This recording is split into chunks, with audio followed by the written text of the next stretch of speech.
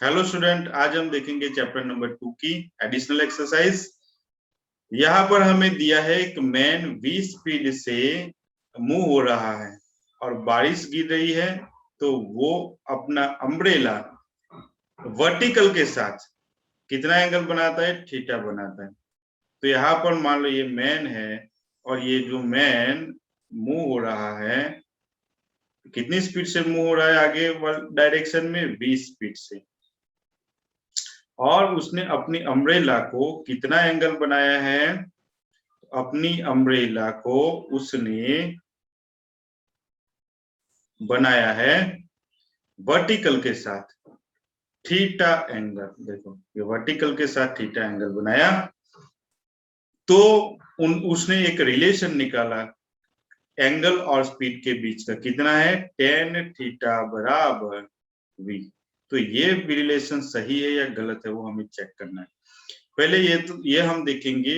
इसको सॉल्व करने के लिए हम डायमेंशनल एनालिसिस का एक यूज था कि हम कोई भी रिलेशन की डायमेंशनल कंसिस्टेंसी चेक कर सकते हैं कि डायमेंशनली वैलिड है या नहीं है। तो यहाँ पर हम देखेंगे कि ये जो लेफ्ट हैंड साइड है, ये लेफ्ट हैंड साइड और ये राइट हैंड साइड, वो अगर बराबर है तो ये रिलेशन करेक्ट होता है। ओके, तो यहाँ पर हम देखेंगे कि जो tan थीटा होता है उसका जो डायमेंशन होता है वो कोई डायमेंशन नहीं होता है। तो ये हो गया m0 और l0 एंड t0। जो स्पीड का डायमेंशन होता है वो m0 l1 t-1 होता है। तो यहाँ पर हमें पता चलता है कि ये LHS is not equal to RHS। तो ये जो रिलेशन है वो करेक्ट नहीं है। ओके, उसके बाद हम नेक्स्ट देखेंगे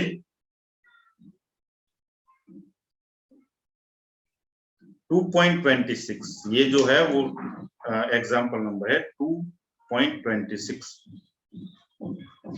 यहाँ पर एक सीजियम क्लॉक है जिसको एटॉमिक क्लॉक भी बोला जाता है। ये सीजियम क्लॉक को हम कितने साल चलाते हैं? ये सीजियम क्लॉक को हम 100 साल चलाते हैं।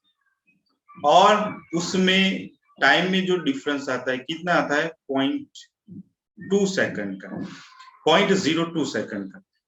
तो अगर हम 1 सेकंड ये जो क्लॉक है उसको चलाएंगे तो उसमें कितना टाइम में डिफरेंस आएगा? उसका मतलब एक्यूरेसी हमें ढूंढना है कि टाइम में डिफरेंस कितना आ सकता है 1 सेकंड के टाइम में सीजियम क्लॉक से। तो यहाँ पर हमें दिया है कि अगर हम 100 ईयर्स चलाएं, 100 ईयर को हम कन्वर्ट करते हैं सेकंड में। तो ईयर को सेकंड में कन्वर्ट करना है तो पहले हम डेज में कन्वर्ट कर लेते हैं 365। डेज में से आवर में कन्वर्ट करते हैं। 1 डे में कितने? 24 आवर होते हैं। उसमें से मिनट में और उसमें से सेकंड में कन्वर्ट कर लेते हैं। तो ये हमने जो टाइम है उसको हमने सेकंड में कन्वर्ट किया। तो इतनी सेकंड में टाइम में कितना डिफरेंस आता है? तो इतनी सेकंड में टाइम में जो डिफरेंस आता है वो है 0.02 सेकंड का डिफरेंस आता है। तो अगर हम ये जो सीजियम क्लॉक है उसको 1 सेकंड हम चलाए तो उसके टाइम में कितना डिफरेंस आएगा, तो वो हमें ढूंढना है। तो डेल्टा टी बराबर 0.02 into 1 divided by 100 into 365 into 24 into 60 into 60। Student, इसको हम सॉल्व करेंगे तो इसका जो आंसर आएगा डेल्टा टी वो हमें मिलेगा 6.341 इंटू 10⁻12 सेकंड। ये 10⁻12 सेकंड हमें आंसर मिलेगा। तो इतना टाइम में डिफरेंस आएगा 1 सेकंड के टाइम इंटरवल के लिए। ओके, तो ये बहुत ही छोटा चेंज है। चलो, उसके बाद हम नेक्स्ट क्वेश्चन देखेंगे।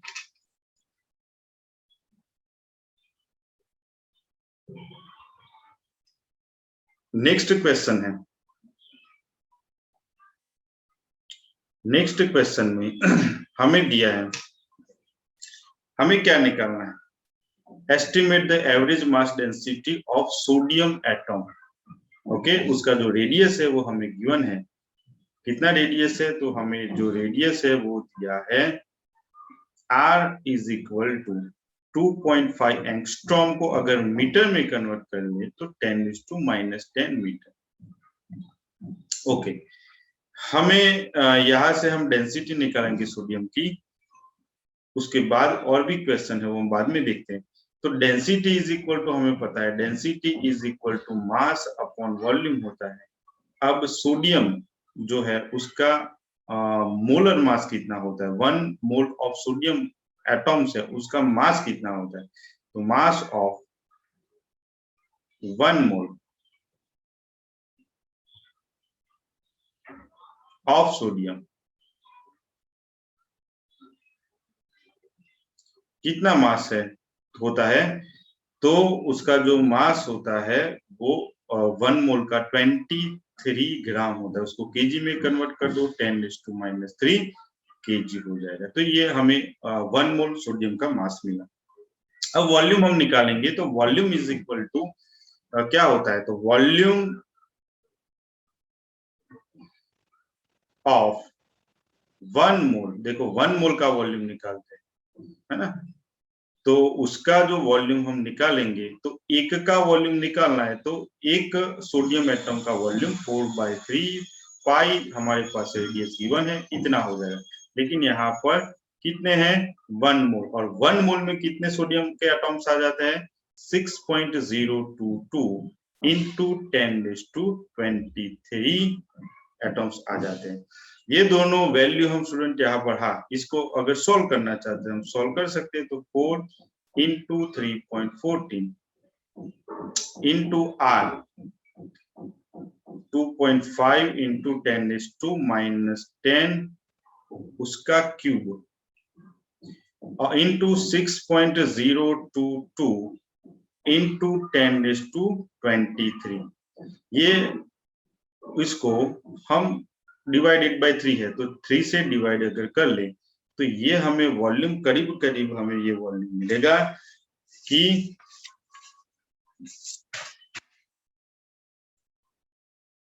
3 पॉइंट वॉल्यूम हमें मिलेगा 394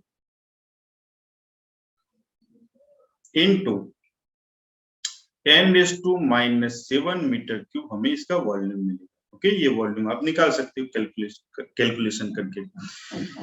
तो ये वॉल्यूम और हमारे पास मास है, दोनों की वैल्यू अगर हम यहाँ पर पुट कर दे तो हमें मिलेगा, मास कितना है, तो 23 इंटू 10⁻³ डिवाइडेड बाय वॉल्यूम है 394 इंटू 10⁻⁻7। इसको अगर हम स्टूडेंट सॉल्व करें तो ये होगा 584, कितना होता है, 584 केजी पर मीटर क्यूब। ओके, ये हो गया डेंसिटी ऑफ सोडियम। चलो, उसके बाद हमें पूछा गया है, उसको कंपेयर करना है कि अगर सोडियम क्रिस्टलाइन फेज में होगा तो उसकी डेंसिटी कितनी होती है, तो उसकी डेंसिटी होती है जो सोडियम है वो क्रिस्टलाइन में, तो हम क्रिस्टलाइन के लिए रोसी लिख लेते हैं, कितनी अगर क्रिस्टलाइन फेज में होगा तो उसकी डेंसिटी हमें इतनी गिवन।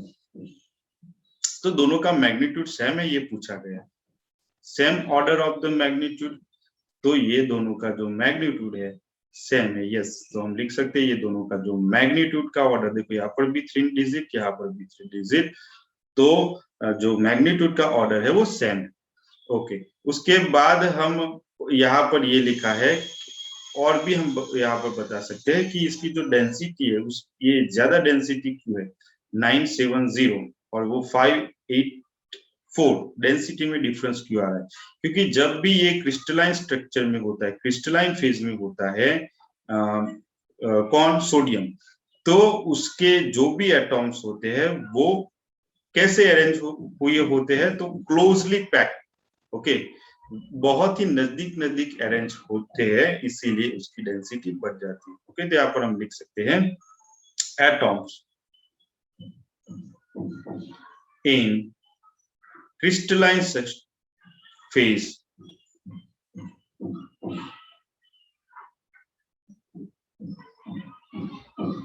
arranged in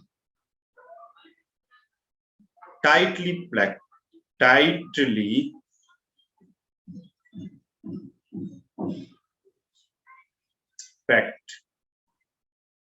ओके, इसीलिए डेंसिटी ज्यादा है। ओके, तो ये हमारा जो रिजल्ट था वो 2.27 था। नेक्स्ट हम देखेंगे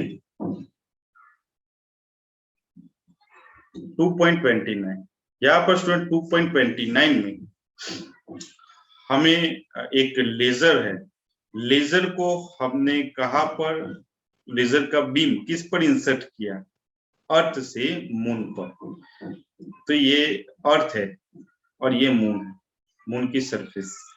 यहां से हमने लेजर बीम को इंसर्ट किया किस पर, मून पर, और वो जो रिफ्लेक्ट होके बीम वापिस भी आ जाएगा।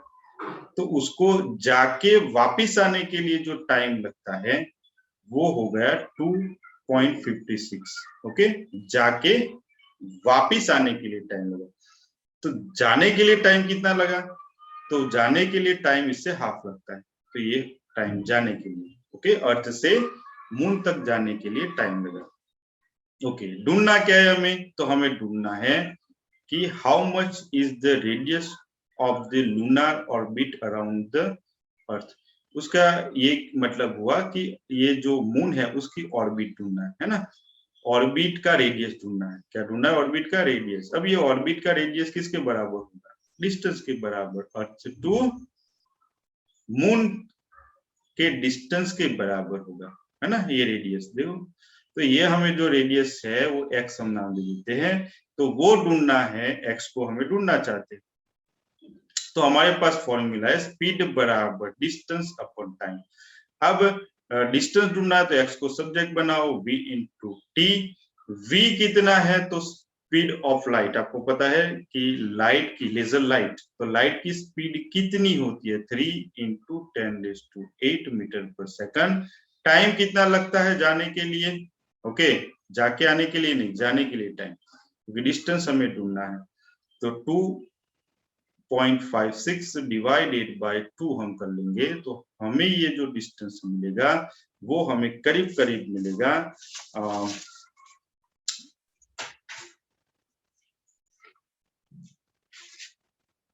3 ये डिस्टेंस हमें मिलेगा 3.84 इंटू 10⁵ ये मीटर में होगा। अगर इसको किलोमीटर में कन्वर्ट कर लोगे तो ये हमें मिलेगा। ये हमारा रिजल्ट है। उसके बाद हम नेक्स्ट देखेंगे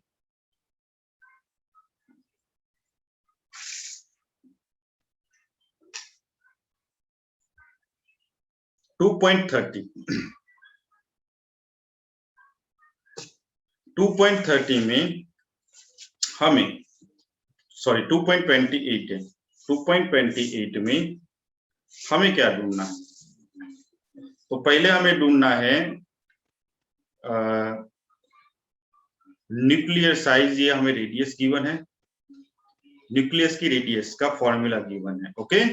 और उसके बाद हमें शो करना है न्यूक्लियर मास डेंसिटी क्या होती है। न्यूक्लियस की जो मास डेंसिटी होती है, न्यूक्लियस की डेंसिटी होती है वो कांस्टेंट होती है सारे एलिमेंट के लिए, सारे न्यूक्लियस के लिए, ओके, करीब करीब कांस्टेंट होती है, चाहे सोडियम हो चाहे कोई और हो, है ना। तो सबके लिए ये जो डेंसिटी होती है वो किसकी, न्यूक्लियस की डेंसिटी सेम होगी, ओके। तो उसके लिए पहले तो हमें पता है कि डेंसिटी के लिए हमारे पास फॉर्मूला है density is equal to mass upon volume. ये मास को m डैश लिख लेते हैं।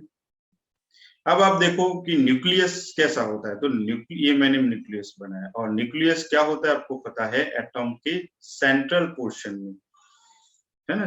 न्यूक्लियस जो एटम के सेंटर में छोटा सा एक पोर्शन होता है जिसमें सारा मास उसमें कॉन्सेंट्रेट हुआ होता है, जिसको हम बोलते हैं न्यूक्लियस। ओके, और जो एटॉम का पूरा मास कहाँ पर होता है, मोस्टली मास होता है सेंटर में, बहुत छोटी जगह पर, जिसको हम न्यूक्लियस बोलते हैं। और न्यूक्लियस किससे बनता है, तो न्यूक्लियस बनता है न्यूक्लियॉन्स से। किससे बनता है, न्यूक्लियॉन्स। न्यूक्लियॉन्स का मतलब होता है प्रोटॉन एंड न्यूट्रॉन। तो प्रोटॉन और न्यूट्रॉन को हम बोलेंगे न्यूक्लियॉन्स। तो ये हमारा न्यूक्लियस है। अंदर मैंने ये राउंड करके दिखा है, वो कौन है, वो है न्यूक्लियॉन्स। प्रोटॉन और न्यूट्रॉन है सारे। अब ये जो प्रोटॉन्स और न्यूट्रॉन्स कितने हैं, उसका नंबर हमें पता चलता है एटॉमिक मास नंबर से, ए से। ओके, एटॉमिक मास नंबर से। ओके, तो ये जो ए है वो क्या है, एटॉमिक मास। चलो, अब ये एटॉमिक मास नंबर जो है उससे हमें पता चल जाएगा कि इसमें कितने प्रोटॉन हैं और कितने न्यूट्रॉन हैं। ओके, अब यहाँ पर एक का मास, टोटल मास ढूंढना है हमें, एम डैश बराबर एक न्यूक्लियॉन्स, मींस न्यूक्लियॉन्स का मतलब प्रोटॉन या तो न्यूट्रॉन का मास एम है। ऐसे कितने हैं, तो ऐसे ए जितने हैं, नंबर है ना, नंबर, ये नंबर शो करता है कि कितनी न्यूक्लियॉन्स है। अब हम देखेंगे कि वॉल्यूम, इसका वॉल्यूम कितना होगा, तो वॉल्यूम बराबर इसका रेडियस हमें गिवन है, तो 4/3 पाई, और न्यूक्लियस का रेडियस है r3। यहाँ पर वैल्यू हम पुट कर देंगे तो 4/3 पाई, r कितना है, देखो यहाँ पर r गिवन, ये रहा r, तो ये वैल्यू हम पुट करेंगे तो r0 a⁻⁻⁻, ओके, और उसका क्यूब है।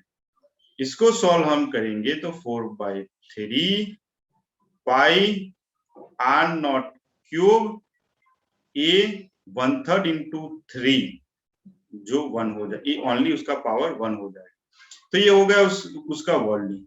ये सारी वैल्यू हम यहाँ पर पुट कर देंगे तो हमें मिलेगा एम डैश कितना है, एम ए के बराबर, और वॉल्यूम कितना है 4/3 पाई r0 क्यूब इंटू ए। देखो ए कैंसिल हो गया, तो ऊपर चला जाएगा, तो 3m/4 पाई r0 क्यूब। तो ये हो गया डेंसिटी। देखो यहाँ पर 3 कांस्टेंट है, यहाँ पर m जो कि मास कांस्टेंट होता है प्रोटॉन और न्यूट्रॉन का, 4 कांस्टेंट है, पाई कांस्टेंट है, रेडियस r0 है जो वो भी कांस्टेंट है। ओके, उसकी वैल्यू यहाँ पर गिवन है, देखो ये रही वैल्यू, ये r0 है, तो ये भी कांस्टेंट है। तो कोई भी न्यूक्लियस हो, है ना, कोई भी न्यूक्लियस हो, सबके लिए ये तो, यहाँ पर कोई न्यूक्लियस का कोई डेटा है ही नहीं, सारे न्यूक्लियस के लिए तो सेम चीज होती है। तो यहाँ से हमें पता चलता है कि सारे न्यूक्लियस का जो डेंसिटी होती है, मास डेंसिटी क्या होती है, करीब करीब कांस्टेंट होती है। तो यह हमारा एक क्वेश्चन था। दूसरा क्वेश्चन यहाँ पर पूछा गया है, estimate the mass density of sodium. यहाँ पर सोडियम की मास डेंसिटी जो है वो हमें ढूंढनी है, तो हम कैसे ढूंढेंगे, तो यहाँ पर हम मास डेंसिटी ढूंढने के लिए पहले ये सारी वैल्यू हम पुट कर देंगे। तो density is equal to 3m/4 pi r0 cube. हमारे पास 3 इंटू m कितना है, तो m जो मास होता है न्यूक्लियॉन्स का कितना होता है, 1 पॉइंट, सबके लिए ये कांस्टेंट होता है, 10⁻⁻27 kg divided by 4 into 3.14 into r0 की वैल्यू कितनी थी, तो यहाँ पर गिवन है, देखो r0 इज इक्वल टू कितना है 1.2 फर्मी, जिसको हम 1.2 फर्मी का मतलब क्या, 10⁻15, क्या 10⁻−15। ओके, तो ये हो गया r0। उसकी वैल्यू हम यहाँ पर पुट करेंगे और उसका क्यूब कर लेंगे, और उसका हम क्यूब कर लेंगे, तो हमें इसकी डेंसिटी मिल जाएगी।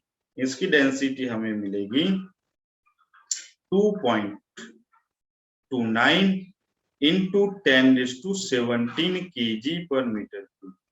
ये हमारा सेकंड का आंसर है। ओके, अब उसके बाद थर्ड हमें पूछा गया है, थर्ड में कि कंपेयर करो, किससे कंपेयर करना है, तो कंपेयर हमें करना है कि मास डेंसिटी ऑफ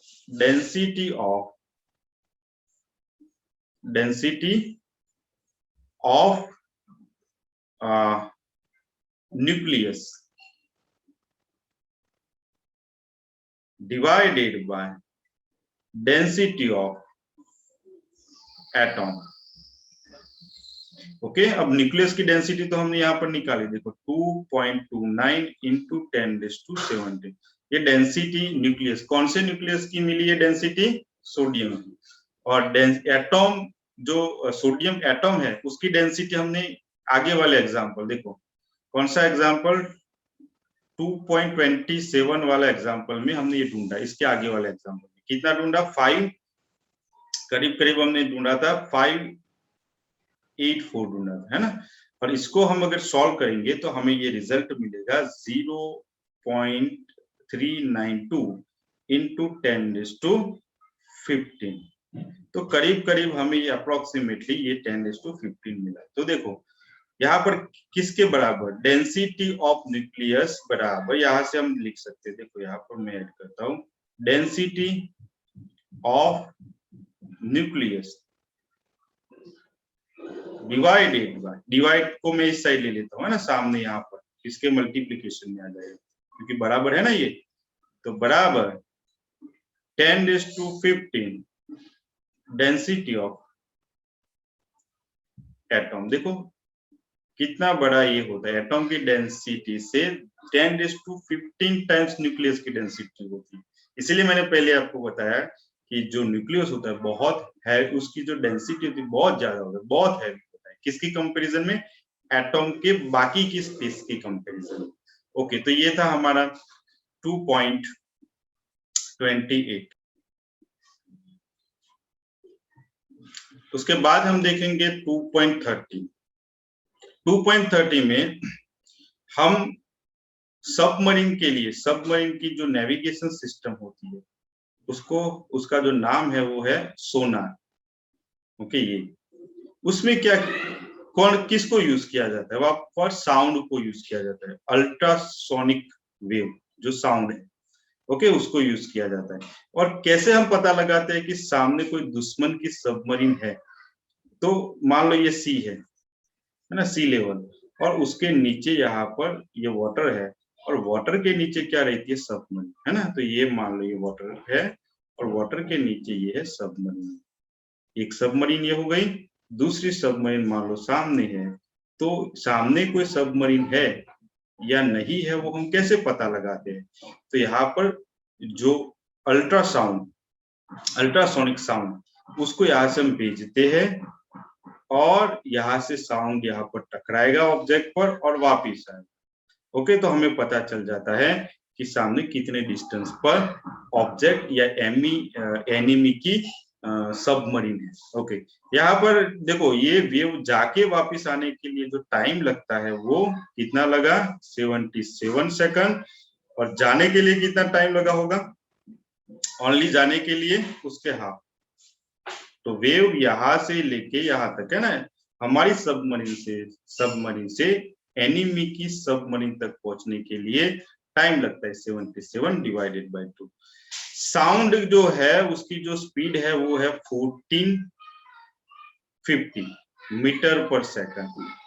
अब यहाँ पर हमें ढूंढना है डिस्टेंस की, या ये दोनों के बीच का डिस्टेंस कितना है। तो उसके लिए हमारे पास स्पीड बराबर डिस्टेंस अपॉन टाइम, जो हम एक्स को ढूंढना चाहते हैं, डिस्टेंस को हम ढूंढना चाहते हैं, डिस्टेंस को अगर हम सब्जेक्ट बनाएंगे तो v इंटू टी हो जाएगा। v कितना है 1450 इंटू टाइम 77 डिवाइडेड बाय 2 कर लोगे तो ये हमें आंसर मिलेगा 55.825 किलोमीटर। पहले हमें ये मीटर में मिलेगा और मीटर में से अगर हम इसको किलोमीटर में कन्वर्ट करेंगे तो ये हमारा आंसर मिल जाएगा। ओके, तो ये सॉल्यूशन था 2.30 का। उसके बाद हम नेक्स्ट देखेंगे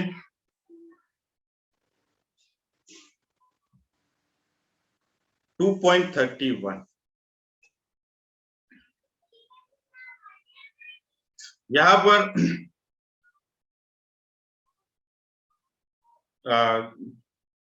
यूनिवर्स में देखो, यूनिवर्स में बहुत सारे सोलर सिस्टम होंगे, बहुत सारी गैलेक्सीज होगी। तो जो लाइट है, एक गैलेक्सी से दूसरी गैलेक्सी तक पहुंचने के लिए लाइट को बहुत ज्यादा टाइम लगता है। कितना, तो यहाँ पर लिखा है कि बिलियंस ऑफ ईयर्स लगता है ना, टाइम, इतना टाइम लगता है कि कोई, मान लो कोई गैलेक्सी है, कोई स्टार है, वहां से अगर लाइट आएगी तो उसको अर्थ तक पहुंचने के लिए बिलियंस ऑफ ईयर्स लगते हैं। ओके, अब यहाँ पर हमारा हमें एक ऐसा एक ऑब्जेक्ट दिया है, क्वासार, क्वासार्स, और वो हमसे कितनी दूरी पर है वो हमें पता लगाना है। और वहां से जो लाइट, ये ऑब्जेक्ट से जो लाइट आ रही है, उसको अर्थ तक आने के लिए टाइम लगता है 3 बिलियन ईयर। कितना टाइम लगता है? 3 बिलियन ईयर। तो t इज इक्वल टू, हमें गिवन है 3 बिलियन का मतलब 10⁹ और ईयर्स को अगर हम सेकंड में कन्वर्ट करें तो 365 डेज में कन्वर्ट हो गया। ये डेज में से आवर में, आवर में से मिनट में, और मिनट में से ये सेकंड में कन्वर्ट हो गया। ओके, तो मैंने बिलियन ईयर्स को मैंने सेकंड में कन्वर्ट कर दिया। ओके, अब ये जो लाइट है उसकी स्पीड कितनी होती है? लाइट की स्पीड होती है 3 × 10⁸ मीटर पर सेकंड। उसको आने के लिए वहां से आएगा तो कितना डिस्टेंस कवर करके आएगा वो हमें ढूंढना है। तो v बराबर x अपॉन टी, स्पीड बराबर डिस्टेंस अपॉन टाइम होता है। हमें डिस्टेंस ढूंढना है, x को सब्जेक्ट बनाओ तो v इंटू टी हो जाएगा। v कितना है? 3 × 10⁸ और टाइम है यहाँ पर, हमें पहले ही यहाँ पर टाइम को लिख लिया है, 3 × 10⁹ 365 × 24 × 60 × 60, ये हम स्टूडेंट सॉल्व करेंगे तो ये हमें आंसर मिलेगा करीब करीब 2.84 इंटू 10⁻22 किलोमीटर। कितना टाइम लगेगा? 2.84 इंटू 10⁻22 किलोमीटर, सॉरी टाइम नहीं, ये डिस्टेंस हमने ढूंढा। तो वहां से लाइट को यहाँ पर आने आती है कितने टाइम में? या इतने टाइम में। तो कितना डिस्टेंस कवर करके हम तक पहुंचती, तो ये हमने डिस्टेंस निकाल लिया। ओके, उसके बाद नेक्स्ट हम सॉल्व करेंगे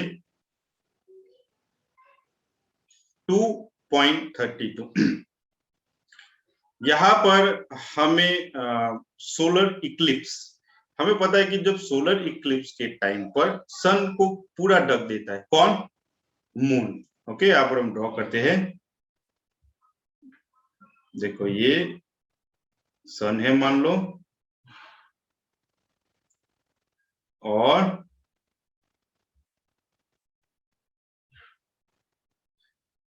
ओके, और ये जो है वो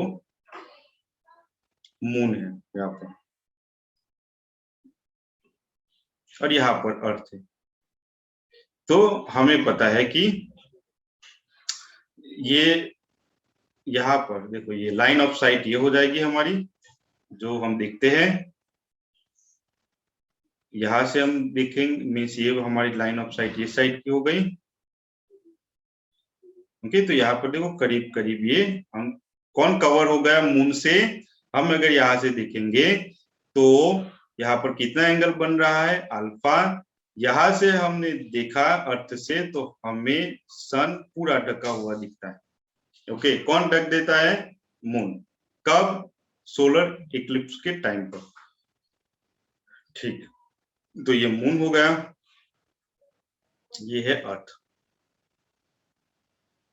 चलो, हमें कुछ डेटा एग्जाम्पल नंबर 2.3 और 2.4 से लेने पड़ेंगे। जो हम डेटा यहाँ पर मैं लिख लेता हूँ कि जो हमें डेटा है जो 2.3 2.4 से लेना है वो है, पहले अर्थ से मून तक का डिस्टेंस 3.84 इंटू 10⁸ मीटर। ओके, तो ये अर्थ से मून तक का डिस्टेंस होगा ये। ओके, उसके बाद है अर्थ से सन तक का डिस्टेंस कितना है 1.496 इंटू 10⁻11। ये डेटा मैंने कहा से लिया, तो ये डेटा मैंने लिया, यहाँ पर एग्जांपल लिखा है 2.3 एंड 2.4 से लिया। ओके, तो यहाँ पर सन और अर्थ तक का जो डिस्टेंस है उसको हम RS लिखेंगे, और हमें डायमीटर ऑफ सन, ये सन का जो डायमीटर है वो भी हमें गिवन है। कितना है सन का diameter? ds is equal to 1.39 into 10⁻9 metre. ये हो गया डेटा। हमें ढूंढना है डायमीटर ऑफ मून। क्या ढूंढना है? Diameter of moon. ओके, हमने पैरेलैक्स मेथड पढ़ी। पैरेलैक्स में हमें पता है कि हम साइज ढूंढ सकते हैं। ओके, किसकी? कोई भी प्लेनेट है या कोई स्टार है, तो उसकी हम साइज ढूंढ सकते हैं। मान लो यहाँ पर हमने पैरेलैक्स मेथड से हमें पता है कि एंगल बराबर आर्क अपॉन रेडियस, सन के लिए मैं यूज कर रहा हूं, तो एंगल बराबर आर्क यहाँ पर ds बन रहा है, देखो, और रेडियस कितनी है? डिस्टेंस कितना है? RS के बराबर। सेम टू सेम ये चीज, ये जो एंगल है वो मैं यूज कर रहा हूँ मून के लिए। ये मेथड को, पैरेलैक्स मेथड को यूज कर रहा हूँ मून के लिए। तो अल्फा इज इक्वल टू उसका alpha means angle is equal to R, कितना बन रहा है? dm अपॉन रेडियस कितना है यहाँ पर? तो रेडियस है rm। चलो, रेडियस मीन्स डिस्टेंस है ये। अब ये अल्फा अल्फा को हम कंपेयर कर लेंगे तो ds बाय RS किसके बराबर हो जाएगा? dm अपॉन rm के बराबर हो जाएगा। ओके, हमें ढूंढना क्या है? हमें ढूंढना है dm ढूंढना है। तो dm बराबर ds upon RS into rm। इस सारी वैल्यू जो हमारे पास है, ds कितना है? तो ds है 1.39 इंटू 10⁻9, rm कितना है? 3 into 484 into 10⁻8 divided by RS कितना है? 1.496 इंटू 10⁻11 मीटर। तो ये होगा ds, rm और divided by RS। Okay student, इसको हम सॉल्व करेंगे तो ये हमें जो डायमीटर ऑफ मून मिलेगा वो हमें मिलेगा 3.56 इंटू 10⁻3 किलोमीटर। ये देखो, पहले आपको आंसर ये मिलेगा मीटर, मीटर में से इसको किलोमीटर में कन्वर्ट करोगे तो हमें ये वाला आंसर मिलेगा। ओके, तो ये सॉल्यूशन था एग्जांपल नंबर 2.32 का। नेक्स्ट हम देखेंगे, यहाँ पर स्टूडेंट एक साइंटिस्ट का नाम दिया गया है। साइंटिस्ट का नाम है डिराक। ओके, अब ये जो साइंटिस्ट है डिराक, उसको नंबर कांस्टेंट के साथ खेलना अच्छा लगता था। कांस्टेंट यहाँ पर जो ग्रेविटेशनल कांस्टेंट है, स्पीड ऑफ लाइट एक कांस्टेंट है, इलेक्ट्रॉन का चार्ज, इलेक्ट्रॉन का मास, ये सारे कांस्टेंट है। वो कांस्टेंट के साथ खेलना उसको पसंद था, डिराक साइंटिस्ट था। ओके, तो ये जो नंबर उन्होंने अरेंज किया, और ये ऐसे उन्होंने अरेंज किया, आपको भी करने के लिए यहाँ पर क्वेश्चन में बोला है कि जो यूनिट मिला, जो उसका यूनिट मिला, जो एक नंबर बनाया, उसका जो यूनिट मिला वो टाइम मिला। ओके, और उसका जो मैग्नीट्यूड ढूंढा, यूनिट ढूंढने के बाद मैग्नीट्यूड ढूंढा, मैग्नीट्यूड ढूंढा, वैल्यू ढूंढी सारे कांस्टेंट को रख के, तो वो एज ऑफ यूनिवर्स मिला। यूनिवर्स का जो एज है इतना वो नंबर मिला। ओके, तो ये हमें पूछा गया है। तो यहाँ पर हम ये जो न्यूमेरिकल इतना कोई इंपॉर्टेंट नहीं है, फिर भी यहाँ पर दिया है, हम देख लेते हैं कि कांस्टेंट को उन्होंने कैसे अरेंज किया। ओके, आपको भी अरेंज करने के लिए यहाँ पर बोला है। मैं जो कांस्टेंट है वो यहाँ पर लिख लेता हूँ, आप खुद अरेंज करना। x बराबर उन्होंने ऐसे अरेंज किया, e⁴ 16 pi square epsilon not square mp means mass of proton, mass of electron का स्क्वायर, स्पीड ऑफ लाइट का क्यूब और ग्रेविटेशनल कांस्टेंट। ये सारी वैल्यू उन्होंने ऐसे अरेंज करके एक उसका डायमेंशनल फॉर्मूला में पता है सबका डायमेंशनल फॉर्मूला, चार्ज का क्या है, मास का क्या है, एप्सिलॉन नॉट का डायमेंशनल फॉर्मूला क्या है, ग्रेविटेशनल कांस्टेंट का फॉर्मूला डायमेंशनल फॉर्मूला क्या है, ये सबका डायमेंशनल फॉर्मूला रखा तो उसको उनको डायमेंशन मिला टाइम का, m0 l0 t1। ओके, ऐसे मिला। उसके बाद उन्होंने सारी वैल्यू पुट की, all value of constant, values of constant, सारे यहाँ पर कांस्टेंट आपको दिख रहे हैं, सबकी वैल्यू उन्होंने पुट की तो वो आंसर मिला करीब करीब कितना मिला, 6.9 इंटू 10⁸ ईयर। तो करीब करीब इसको हम अप्रोक्सीमेटली लिख सकते हैं 10⁹ ईयर। ये है एज ऑफ यूनिवर्स। क्या है? एज है, ये एज है यूनिवर्स का। तो ये उन्होंने करके जो नंबर को अरेंज करके ये नंबर निकाला था, जो मिला रिजल्ट एज ऑफ यूनिवर्स। यहाँ पर मैं आपको वैल्यूज बता देता हूँ कि जो ई की वैल्यू हमें पता है 1 पॉइंट, यहाँ पर देखो 1.6 इंटू 10⁻⁻19,